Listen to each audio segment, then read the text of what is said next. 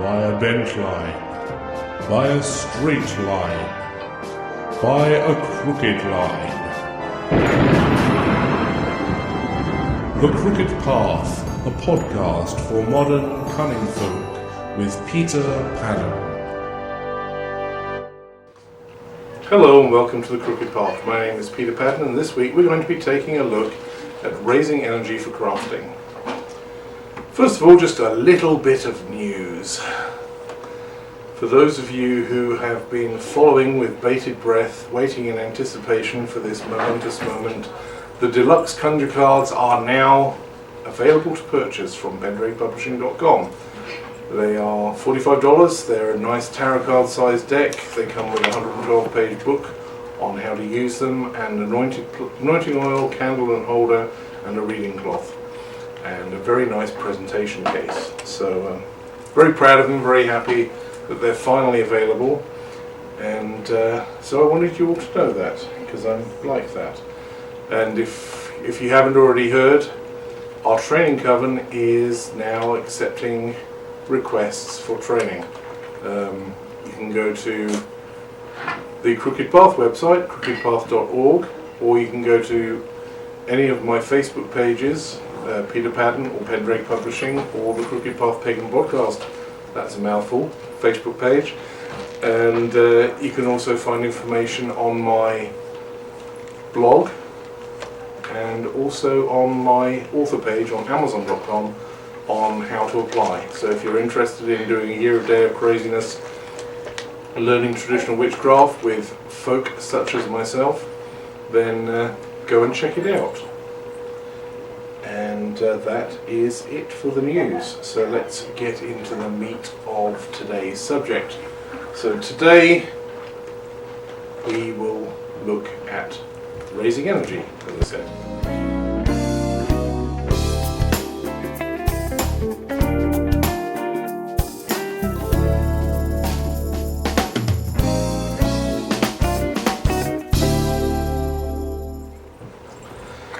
So you may be asking yourself, what's this raising energy lark, and why do we need it for our crafting? Well, actually, you're probably not asking that, because if you've been practicing, you've already been raising energy. But I wanted to take a look at some of the different ways that you can raise energy, both traditional methods and more modern methods, and why you need to, because it's all well and good to, I learned to raise energy and summon the demons of hell.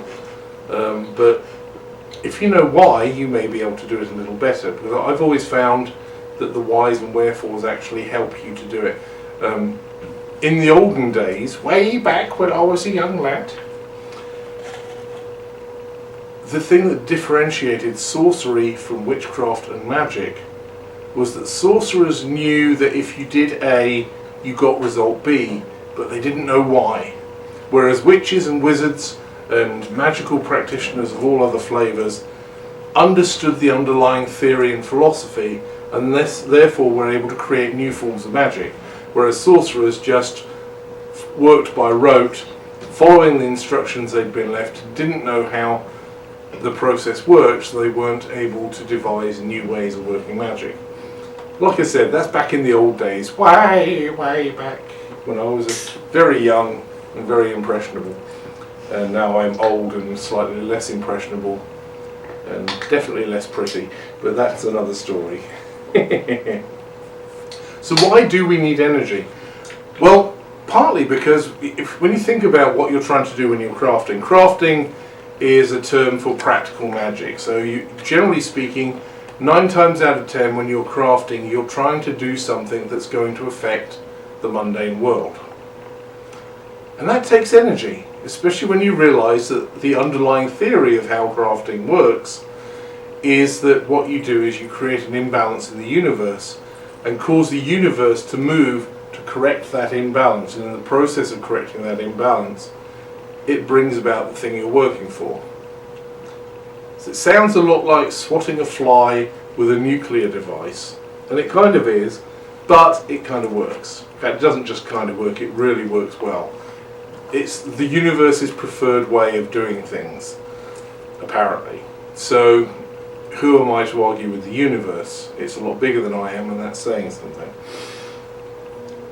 So we require to input energy into the process, because energy plus application equals results. You're not going to get very far pushing your vacuum cleaner around the carpet in the living room if you don't plug it in, essentially. I mean, really talking basics here. You need to power the mechanism somehow, and that requires an input of energy. And there are some traditional sources of energy. Witches will tend to pull energy from heaven, hell, or here, as I like to call them, the higher realms, which is frequently known as heaven in one form or another, the underworld, which is classically known as hell with one L, not to be mistaken with hell with two L's, which is literally hell.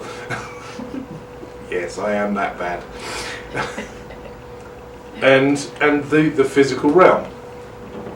Now, when we're talking heaven, we're talking a bunch of different things. We're talking stellar energy, we're talking the energy of the cosmos, we are talking dark matter, if you want to get all quantum physics on it. We're talking pulling in from the wider universe and from the higher levels of vibration, the astral realms, the divine realms, whatever names you want to call it. Different traditions have different names, so it's a bit difficult to really list them without getting too tradition specific. But let's just say the heavenly realms, the seven heavens is a good classic model, or the astral realms, or the spirit realms, the other worlds, if you like. Hell, the underworld, is an interesting, because it's essentially the same thing. The only difference is we perceive heaven as being up there and we perceive hell as being down there, except for when it isn't, of course. But the underworld is a specific subset of an otherworld source because of the way we interact with the underworld. It's a place where our subconscious and unconscious becomes very active, and it's a very fertile place for us to draw energy from. And so there are certain craftings that we might do where you might prefer to pull in the cold hard stellar energy, and other craftings where you might prefer to pull up the warm living energy of the underworld. And there are times when you might want to avoid one or the other. If you're doing a healing on somebody who is in danger of losing their life, you may not want to have too much underworld influence because you might not want to encourage them to visit the underworld at that precise moment in time. So pick your source wisely. So you can call on the gods to provide energy, and a lot of religious ritual is involved in using the energy of the gods. In Christianity, they call it prayer. You pray to God to heal your child, to solve your issues at work, to help you win the lottery, to help you snag that really cute person in the cubicle next to yours at work. Whatever it is you're trying to get. You're basically saying, I want the universe to bring this to me now, and I want you to pay for it, God. And it's probably one of the reasons why I'm not fond of prayer. Because the things I want, I can't imagine your average sort of omnipresent deity sitting on a cloud wanting to cooperate with me. And say, tell me, Peter, exactly why should I do this for you? Well, because it would be really cool. It doesn't really cut it. So, it's certainly in my tradition, and a lot of the traditional crafters that I know, we tend to call on gods for the big stuff because they tend to have things like rules, and they tend to have things like things you have to do in order to get them to do what you want. There's this whole justice thing. Important note to any of you who are doing crafting to deal with a court case, okay? If you call upon a god to help you with your court case, the god will, unless you call on Loki, in which case all bets are off, the god you call on will manifest justice for you. Which means if you actually did run that red light, you're not going to get off. you're going to end up paying the fine, because that's justice. If what you really want is for you to be found not guilty or to walk away scot-free from something that really you should be paying for, then you don't want to call on a god. Because they'll say, you did the crime, you must do the time. Because they're like that. And sure, if you succeed in evading the fine, prison sentence, death by electrocution, whatever it is you are in danger of receiving at the hands of our judicial system, there's still going to be a coin to pay, because there's always a coin to pay. You should have, if you've been paying attention to my podcast over the last God knows how many years I've been doing it, if there's nothing else you remember, there is always a coin to pay. And if you're not willing to pay the coin, don't do the thing. It's as simple as that. So there's always going to be a coin to pay. But if you call on, say for example, your ancestors, they have a vested interest in keeping you out of jail or out of the poorhouse from paying too many fines, and they will help you pervert the course of justice and get the result you need. And then there will be the coin to pay.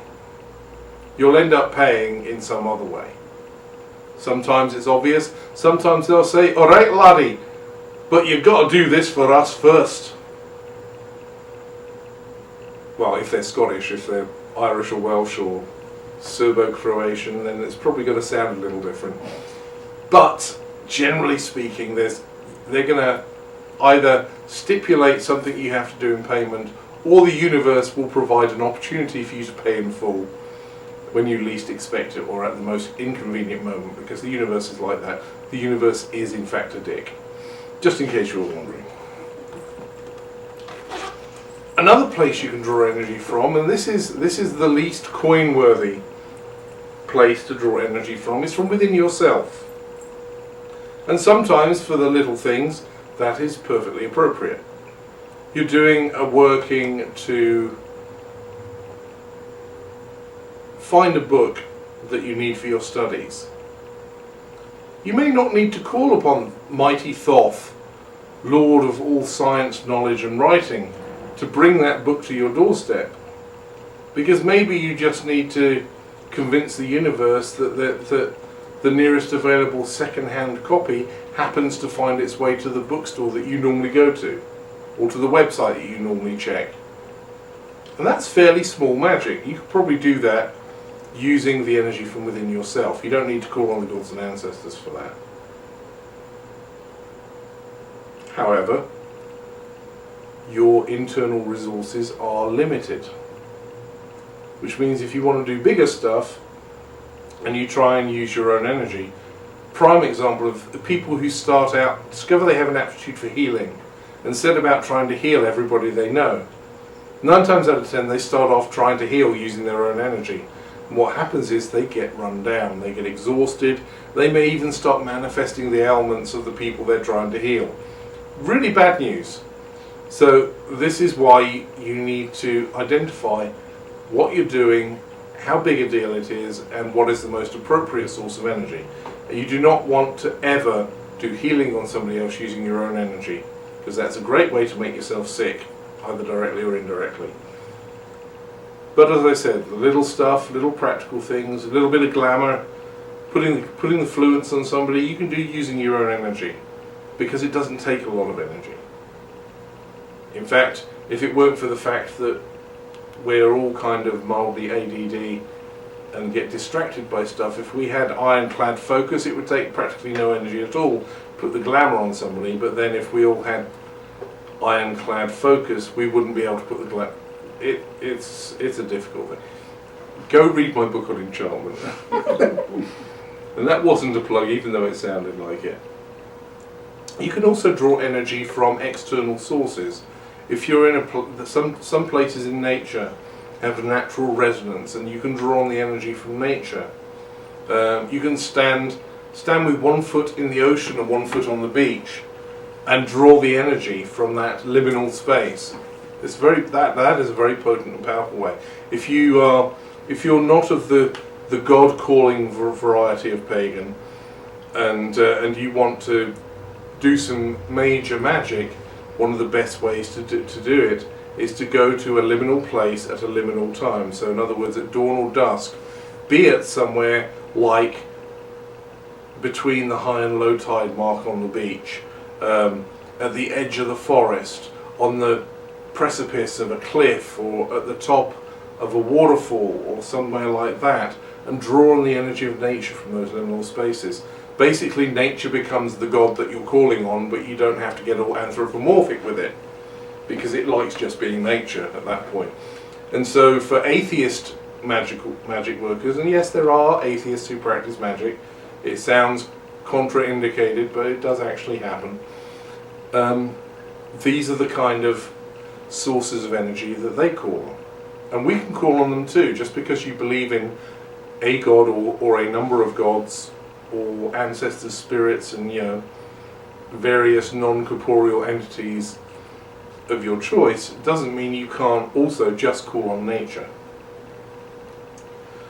And you'll also find that some rocks, some crystals, naturally give off an energy. Quartz crystals will give off an energy. Actually, what they do is they amplify energy that passes through it. So you can do a kind of, if you're up on your metaphysical electronics, you can build a simple circuit to generate energy that way. And in the 70s, there were a ton of books that were written about psionics, which is the electronics of magic, if you like. There's actually really cool stuff that people tend to ignore nowadays, because it's all sort of, the books are all sort of, they've got that funky sci-fi font on the cover, and they seem very hokey, but there's actually some very sound metaphysical principles in them. So they're worth, if you see them in the second-hand bookstore while you're going to pick up the other book that you were doing the crafting for, they're usually very cheap because nobody wants them anymore. Pick one up and have a look. You'll get a laugh because of the funky 70s terminology, and you'll also find, actually, that I can use this. And next thing you know, you're going to be making weird Heath Robinson contraptions in your garage, and people will be talking about getting the doctors in to talk to you. If you're lucky, it'll be the doctor with the blue box and the bow tie, but yes. Don't hold your hopes up.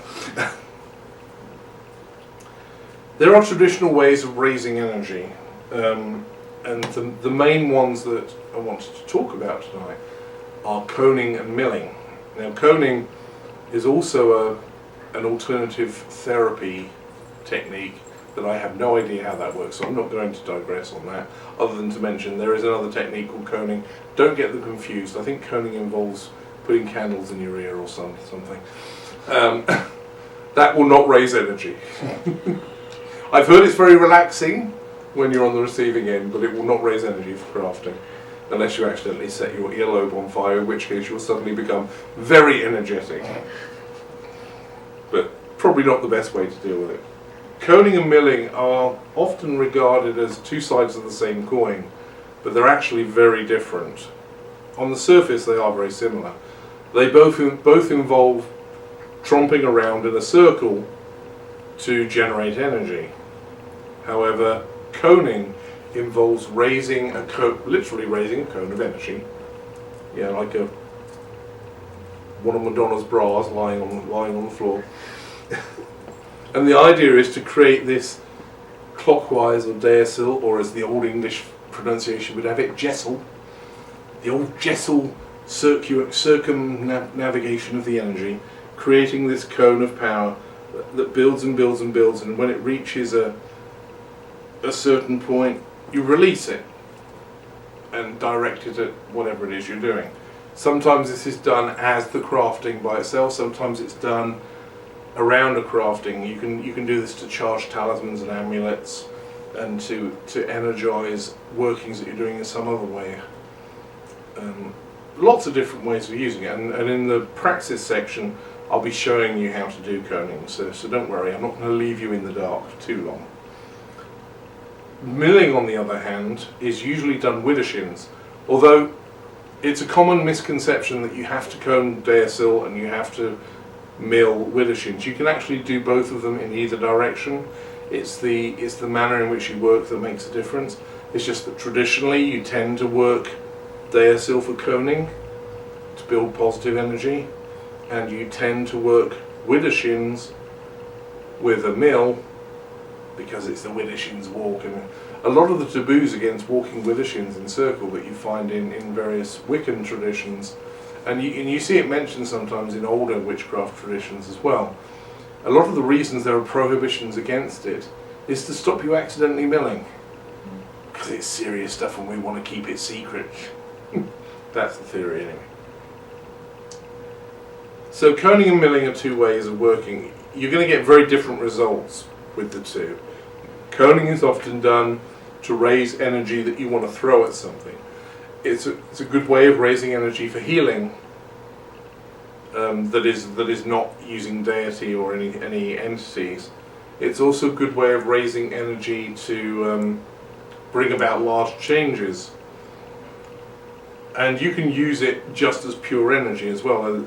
One of his probably most famous uses of the cone of power was during World War II, when the witches of England got together somewhere in the New Forest, although others say elsewhere, but they got together at a secret location, a whole bunch of the wisest and craziest witches that Britain had to offer at the time. And this was the point where Hitler's army was literally just across the water in France, cannons bombarding Britain across the 26 miles or so of the English Channel, and everyone was waiting with bated breath for the inevitable invasion of Britain. And so the witches got together and they did this huge cone of power. They spent the entire night coning and coning and coning. They literally had relay teams where, as one person became exhausted, they'd drop out and someone else would take their place, and they would cone and cone and cone and push the energy, cone and cone and cone and push the energy to repel Hitler and his forces. And people were said to have died of exhaustion as part of this process, but they considered it as a success because Hitler never actually managed to invade Britain. The Battle of Britain happened, and then the tide of war turned. America came into the war around about then, and basically took over. Said, "All right, we'll take it from here," and everyone said, "Oh, Americans," because the Europeans were like that back then. They've got a lot wiser since. Yes, I know, I'm bad. You can spank me later. But I charge extra. And so that is a very famous instance of raising the cone of power as a form of energy work. Milling, on the other hand, there are no famous instances of milling because not many people knew about it until fairly recently. It's become more publicly known through the writings of Robert Cochrane, and in more recent years Robin Artisan, the Comtesse Sabati, myself. I'm guilty as charged on that. I've written about it too, and it's become, people have become more aware of it as a technique. However, there is a great deal of misunderstanding on how it's used, and there are several different ways of physically doing it, and I'll talk about those in the practice section. Right after coning, I'll be demonstrating milling, so you'll get to watch me being a complete idiot running around in a circle in two different directions, two for the price of one. What more could you ask for? Another traditional way of raising energy is sacrifice. And there's a lot of misunderstanding on the topic of sacrifice. I have heard pagans arguing up one side and down the other, for and against sacrifice. Let me make it very clear. Historically speaking, our pagan ancestors performed sacrifices. They sacrificed animals, they sacrificed prisoners, and upon occasion they sacrificed willing victims, human beings, living human beings. And sometimes they sacrificed children. And sometimes in modern times we are tempted to sacrifice children. But that paying the coin thing stops us usually. But the temptation is strong from time to time. So don't think that sacrifice isn't a part of witchcraft. It very much is. However, that doesn't mean we have to do blood sacrifices in modern times. There are alternatives, and I'll talk about those as well. But I mean, there are people out there. I've heard tales, throughout my time in the pagan world. People, oh, I'm a priestess of the Morrigan, and you can't be a priestess of the Morrigan unless you offer up animal sacrifices. Bull. Not true. Yes, she does like a bit of blood. Doesn't have to come from an animal. It can come from you, or there are non-animal substitutions, which, as I said, I'll talk about later when I get to that part. Then there are those who say that anybody who does animal sacrifice is a horrible, primitive, savage person who doesn't deserve to be allowed to be in the presence of other pagans. And that is also bull. There are many religions and traditions that are living and breathing and being practiced around the world today where the sacrifice of animals is a standard component of their ritual. And there is nothing wrong with it. Just because you are vegan and refuse to wear leather and get upset when you see someone stroking a cat because pet ownership is slavery. I'm obviously exaggerating here, but there are people who actually will be sitting there going, yep, that's me. And just because you disagree with the things doesn't mean that it's wrong. It just means it's wrong for you. And there is a misconception that anyone who sacrifices an animal is a sadist, is an evil, devil-worshipping fill in the blank. And that's really not true. You know, some of the best cared for animals I've ever seen are in the little places in downtown Los Angeles that raise animals for sacrifice for the Santeria and the Yoruba and Ifa and the other Afrocentric religions. Because you don't want to give your gods substandard sacrifices. You want to give them the best that you possibly can. And those animals are cared for and loved and raised and treated with the utmost respect, and when the time comes to sacrifice them, they are dispatched quickly and, depending on your definition, relatively humanely. Traditional methods of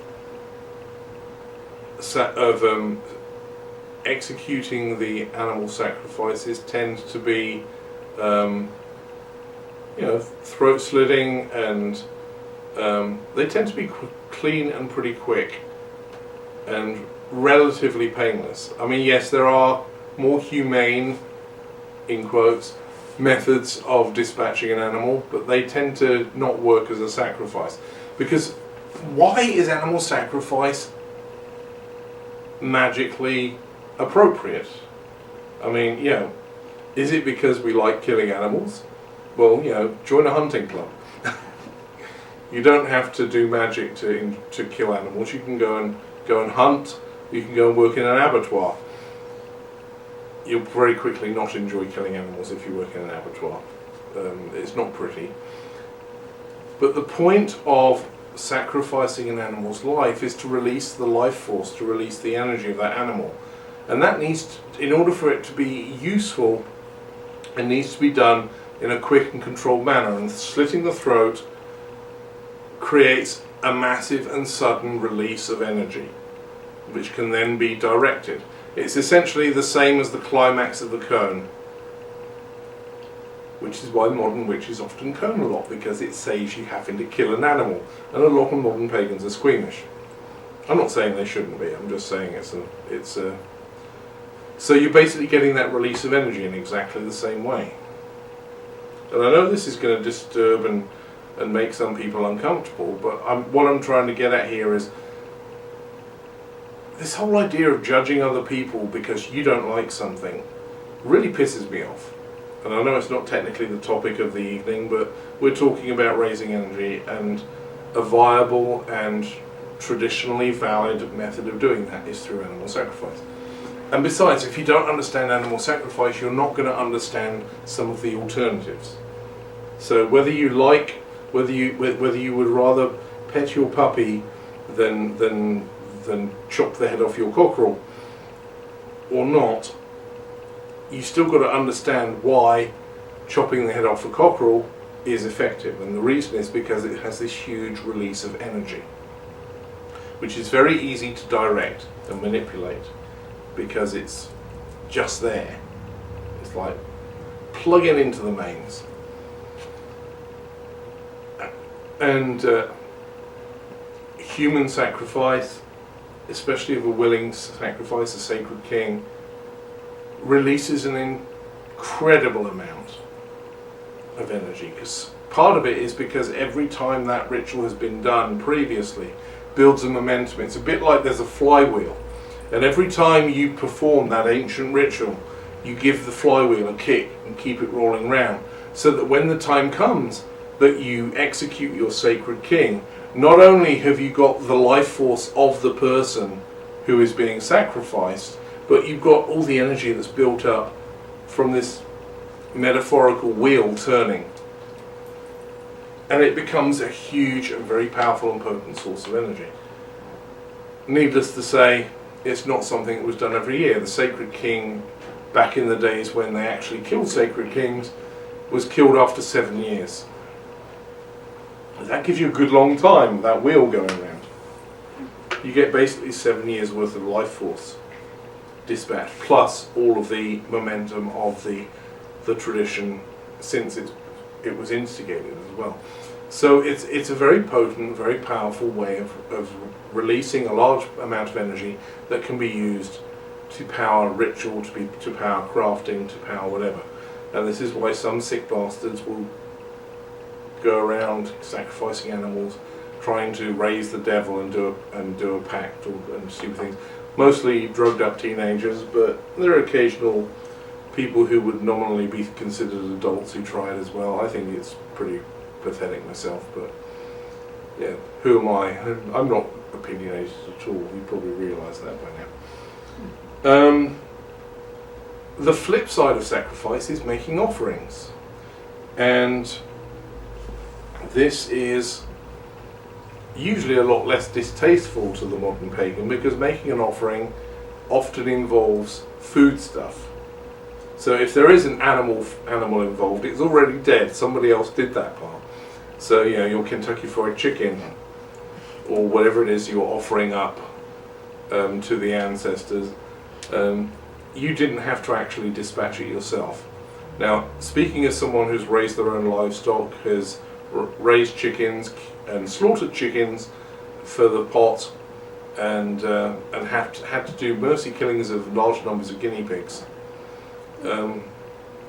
It takes a special mindset to actually take a life, and I should clarify that the guinea pigs were not sacrificed for any nefarious magical purpose. We accidentally ended up being guinea pig breeders at one point when my kids were young. My daughter, I think she was the grand old age of 2.5, took her to a petting zoo, and it was actually the day I bought my first goat, so it was a very, very, very touching moment for me. And I completed the transaction and got the goat in the back of the car to take home. Meanwhile, the missus had the kids in the petting zoo to keep them occupied so they wouldn't mess with the goat, basically. And so I go to tell them everything's ready and it's time to go home, and my little 2.5-year-old daughter comes stomping up to me and goes, "Daddy, I want a pig." At which point I panic, because they sold pigs at this place. But she actually meant a guinea pig. So we got a guinea pig, and then realised it was lonely, or it would be lonely. I started buying books on guinea pigs, and that you should always have more than one so they have companionship. So we got another guinea pig, and as far as we were aware, we had 2 male guinea pigs. Wrong. Turned out that one of our guinea pigs was a very rare breed, and so after baby guinea pigs started popping out, we bought another guinea pig of the same breed so that we could. If you're gonna sell baby guinea pigs, you might as well sell the ones that bring in more money at this point. So, and at one point we ended up with about 36 guinea pigs at one point. And we're getting ready to, okay, now it's time to start selling these little buggers. The very expensive, very rare guinea pig that we bought to breed with the very rare guinea pig that we'd accidentally acquired turned out to bring with it a little gift. in the form of a plague that went across the country affecting guinea pigs. And I know this is a diversion, but if I don't get diverted every now and then, people worry about me, so I'm going to stick with it. It's tough. And this was a particularly nasty. I mean, I got to the point where I called it guinea pig AIDS, because it was way faster than AIDS ever has been, I think. Basically, you would get up in the morning and you'd find that one of your guinea pigs had paralysed back legs and was dragging itself around on its forelegs, and you'd watch during the day as it kind of swelled, and then the next time you look it would be deflated and dead in the corner. And it didn't look like guinea pigs don't tend to scream and shout a lot, so I can't say for certain whether this was a painful process, but it was painful for me and for the kids watching it. And so we very quickly got to the point that every time, and of course we called the vet, and they said there's nothing you can do, just put them out of their misery. So we got to the point where as soon as we saw one dragging its back legs, I'd take it out of the hutch and I'd wander down to the bottom of the yard. Luckily we had a pretty big back garden with lots of undergrowth at the bottom end. I'd sort of go down to the bottom of the garden, out of sight of the kids, and dispatch the guinea pig as quickly and painlessly as I could, and commend its spirit to the goddess, and that would be it. And I got to dispatch every single one of those 36 guinea pigs, one by one, except for one. The very first guinea pig that we got as an offspring turned out to be immune to it, and also sterile, so we couldn't breed from it. And we actually let him loose to roam in the garden because all his guinea pig friends had gone, and he'd go and hang out with the goat in the goat shed, which was fun. So this sort of Anglo-Nubian goat standing about this tall, and this little guinea pig sort of just chilling together in the hay. But that was fun. But yeah, never actually sacrificed them. I almost sacrificed the goat, but that was because we spent a lot of money to have her bred so that we could have baby goats and we could have goat's milk. And after 5 months of giving her double rations and pampering her, she gave birth to a bucket of smelly water. It was a phantom pregnancy. And at that point I was ready for goat curry. But they wouldn't let me. But she almost got offered up. My favourite sources of energy are Forgefire and Starfire.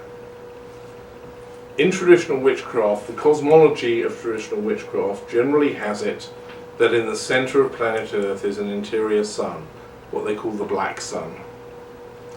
And it's, when I've seen it in workings, it has looked very much like the images that I've seen in documentaries of the centre of the Earth. The centre of the Earth is a molten ball of iron, compressed to the point where it is essentially solid but still liquid. And when you see representations of this, it is basically a black ball that glows red with flames, and that is exactly how I see the interior sun. In traditional witchcraft, there is a technique of raising Forgefire where you basically ignite a spark in your heart and then send your own life force in the form of that flame down into the centre of the earth to mingle with the Forgefire and draw Forgefire up to inflame your spirit.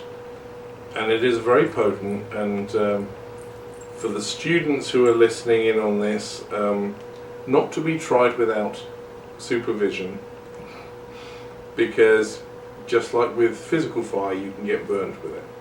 But that won't stop anybody who's a good witch, because the one rule of witchcraft, which has no real rules, is that if you get told you can't do something, you say, well, screw that, I'm trying it. So when you come to me with your psychic senses singed and we have to do healing work on you, I will just say, I told you so. Well, I know I'm not going to stop anymore. But there you go. It is a very potent way of working, and it's really cool. Well, I would say it's actually very hot because it's fire. And Starfire is essentially, instead of going down into the earth, you go out into the cosmos. It's the energy of the stars. And it's very cool and very silvery blue and very icy and very impersonal. But it's very potent as well. And the best of all, and this is super secret and I shouldn't be telling you, but tough, you know me by now. It's when you reach down on the one hand and draw up the forge fire, and you reach up on the other hand and pull down the starfire, and then the two join and mingle in the crucible that is your heart. And then you get something really special. But that takes practice, and it takes an understanding that takes a while to get to. But it is really cool, and it's something to watch out for. The day you first do that is the day your magic will really lift off. So there you go. There are some modern forms of energy raising that aren't at all associated with blood or arcane practices. The simplest one is one that has been very popular in Southern California. I don't really know where it got started, but I've never encountered anyone so far outside of California who has come across it. So I've got a feeling this is a SoCal special. But it is very effective and I hardly recommend it. And it's very easy to do, and that's known as the Ma chant. And basically, you can do this with a long distance target, or you can do it for somebody as a way of giving healing or whatever. And you basically all gather around, either just gather around in a circle or gather around the person that you're working on. And rather than sort of holding hands, this is definitely a time where you've got to get your arms around each other. It's a sort of close-knit thing. And what you do is you start chanting Ma. You start low and you end high. Except it's not quite that simple. What you have to do is each person chants on their own time. You're not chanting like we all come from the goddess, or the river is flowing, or a bing bang zippy zip. No, that's not a river. Don't make me laugh. We're doomed if I laugh. With the Ma chant, everybody does it at their own pace. So while one person is starting their Ma, the next person is halfway through it, the third one is 3/4 of the way through it, and someone else then just after them starts their one. So you kind of try and ignore everyone else. And as I said, you start low with a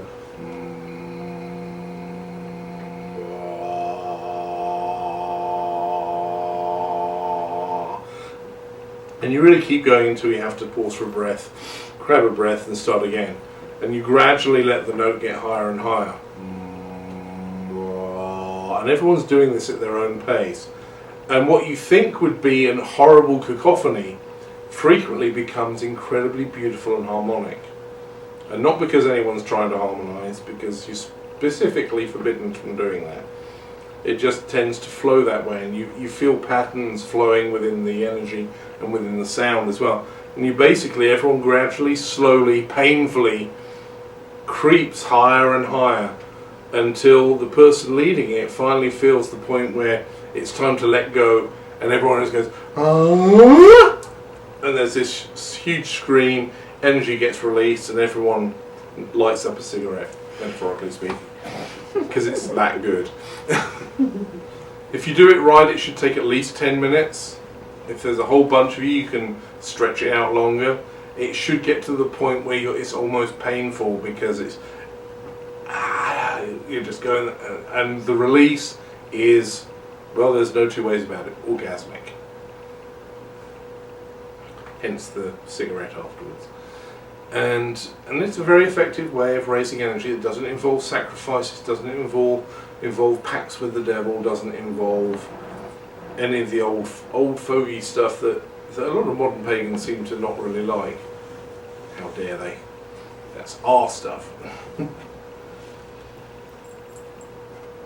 So that's one way. Another modern way is passing energy around the circle, which is probably the most common way of raising energy in public pagan rituals. Not very traditional. It doesn't really predate the formation of Wicca. So, it's about 40, 50 years old maybe as a practice. But it works, and once again, it doesn't involve calling on deities or demons, it doesn't involve blood sacrifice, it doesn't involve sticking your finger in a power socket or anything like that. It's just a matter of you allow the people in the circle standing around there pass the energy from person to person, and as they do so it builds up in speed and amplifies in power, and you basically work as an amplifier or a particle accelerator. And then when you've got the amount of energy you need, you release it to do the work. If you want to do sacrifices but you don't want to harm any puppies, or whatever other creature you might have been considering putting under the chopping block, there are some traditional substitutions. Unless what you're doing requires a lot of energy, a suitable substitution is an egg. You can break an egg as an offering, because even though the egg that you buy from the supermarket is probably unfertilized, it is still a potential life, and thereby by breaking the egg you are sacrificing a potential life, and that has an energy value, small but definite. If you want to get a little more old school, a suitable substitution for a blood sacrifice is some other bodily fluid. There is a prohibition in biblical times on masturbation, because you spill your seed on the floor, a baby doesn't get born, and they needed all the babies they could get. Back then they didn't have the overpopulation problems we have nowadays, and so spilling your seed on the ground was seen as sacrificing a life. So that works. Obviously it works better for the boys than for the girls. There's a lot of old school crafting methods that work with menstrual blood for much the same reason, because the presence of menstrual blood means that a life didn't get implanted, therefore technically a life has been sacrificed to create that menstrual blood. And so you can work some forms of magic, and I'm obviously not a specialist on this, but you can find people who will talk about working with menstrual magic. I mean, some of the classic ones that I do know about are that the strega in Italy would ensure the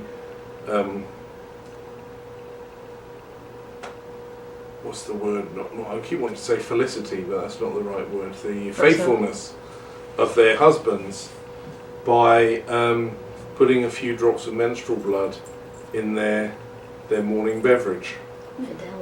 Fidelity, that's the word I was looking for. Yeah. I'd need a lot of sugar there. Hey, at least it's better than in was it Sicily? The Sicilian witches would make up a herbal concoction that they would put in their husband's breakfast that was a poison. And they would prepare the antidote in the evening meal, in the supper or dinner, to ensure their husbands came home. Because if you didn't come home, you got sick. What happened to sort of respect and love and being an equal in the partnership? Is it you come home or you die? Oh, I think I'll come home. Although it does remind me of that famous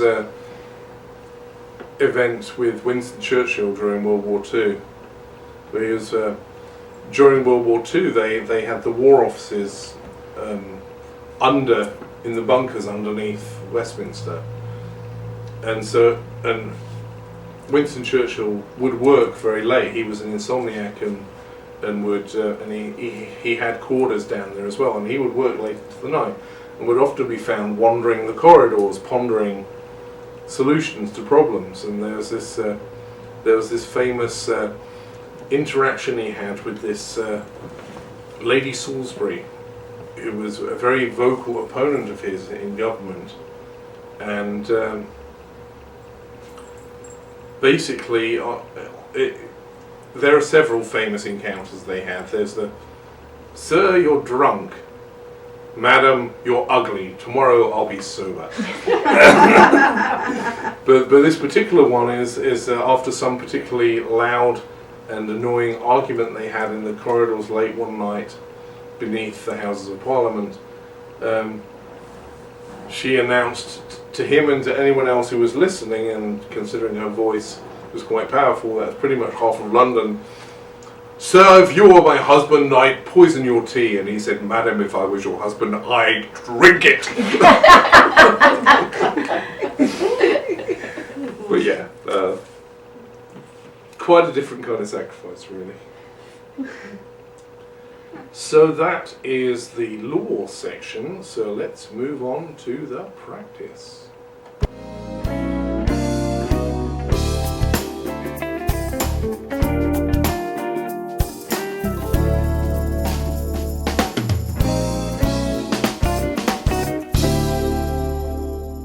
So, how does one cone and how does one mill? Well, it just so happens I have some trusty friends with me, so I'm going to ask my gorgeous producer to man the cameras so that we can move around and he can follow us. Everyone creaks, they've been sitting for too long. So coning is very simple. Coning basically involves working in a deicel or clockwise direction, and it is raising energy. And there's something of a lost art to coning, because a lot of people do it and they'll just go, boom, boom, boom. Actually, it's the wrong way. And see, I'm predisposed to go with the shins. It's my nature. But there is actually a traditional dance that is done with it, and my friend Anna here should be familiar with it because it's very similar to some traditional Greek dances. Yeah, the motion. Can you catch my feet? See, I'm going Yes. Wintershins too. I'm going Wintershins too. Do you need the coffee table movement? Basically, the idea is sometimes it's done holding hands and sometimes it isn't. Sorry, with three of us there should be enough room. But the basic idea is you step across in front, step over, step across behind, and step over. And it's a very simple dance. And the trick with coning is that you start slow and you allow the natural momentum to build. And you can do this with any number of chants, but the one that we usually use is circle, circle, power, build, open, open, be filled. And it looks really silly doing it with just one person, so I have my lovely assistants here.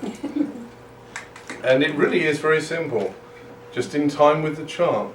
Circle, circle, power, build, open, open, be filled. Circle, circle, power, build, open, open, be filled. Right, if you stop there.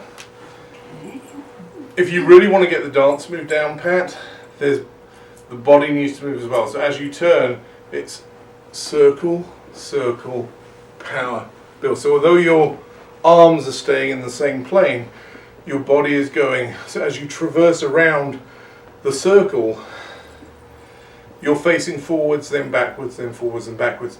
And so it's almost like cogs turning the wheel, and it amplifies the power. You can do it just fine without. If you're a klutz, you can just go circle, circle, power, build, open, open, be filled. But if you can do the dance, it amplifies it. Makes it better. So does that make sense?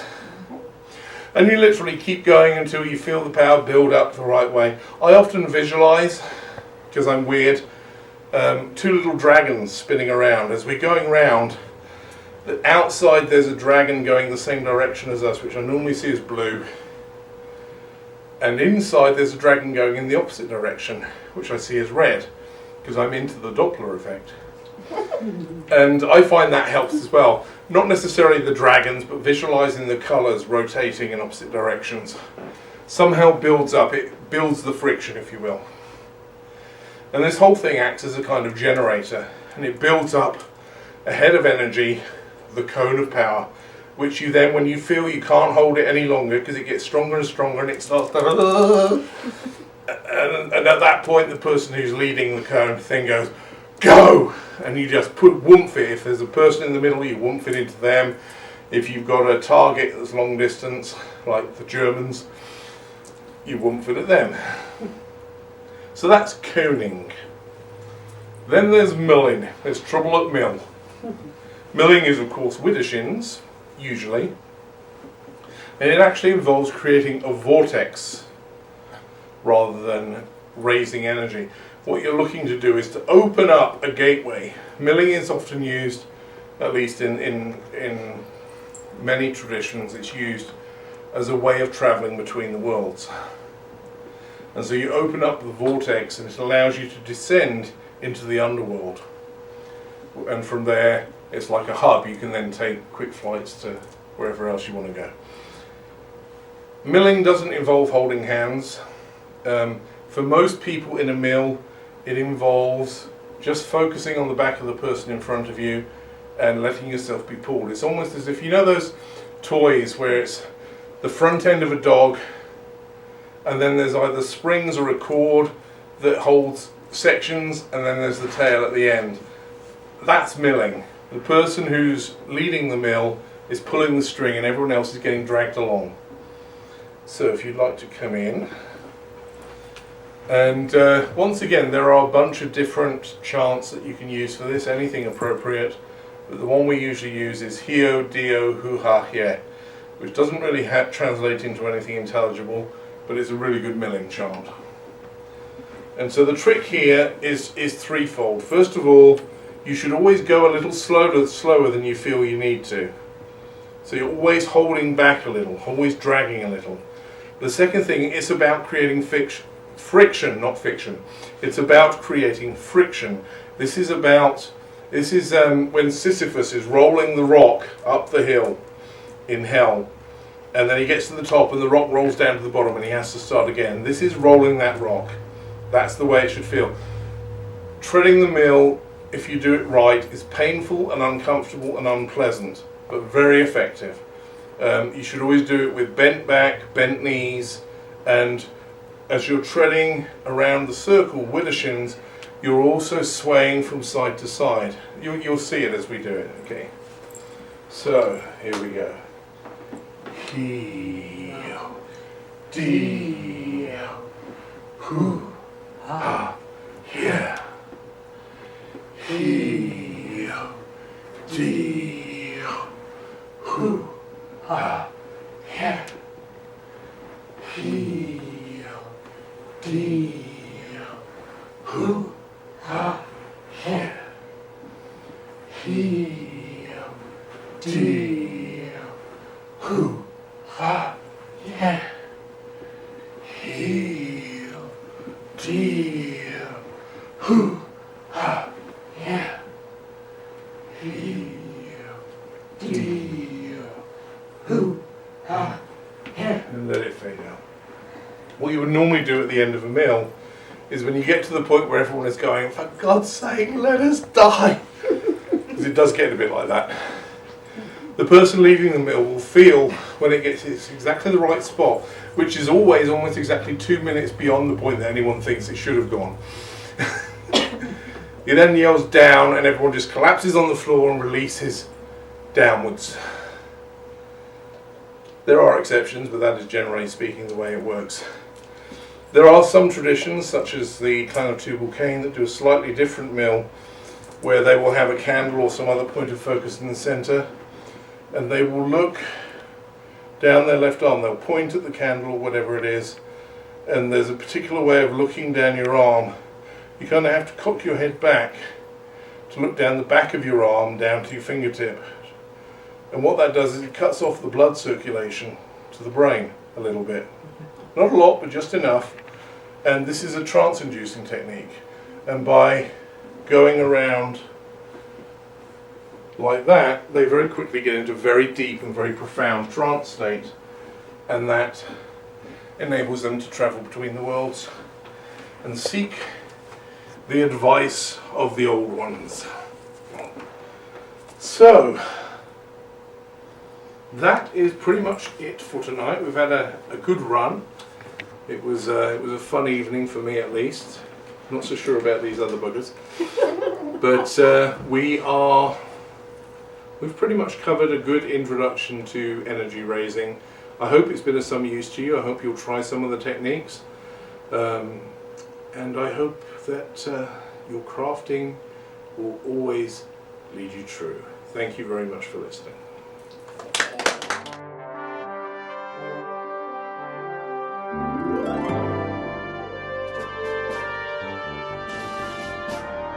By a bent line, by a straight line, by a crooked line. The Crooked Path, a podcast for modern cunning folk with Peter Pagan.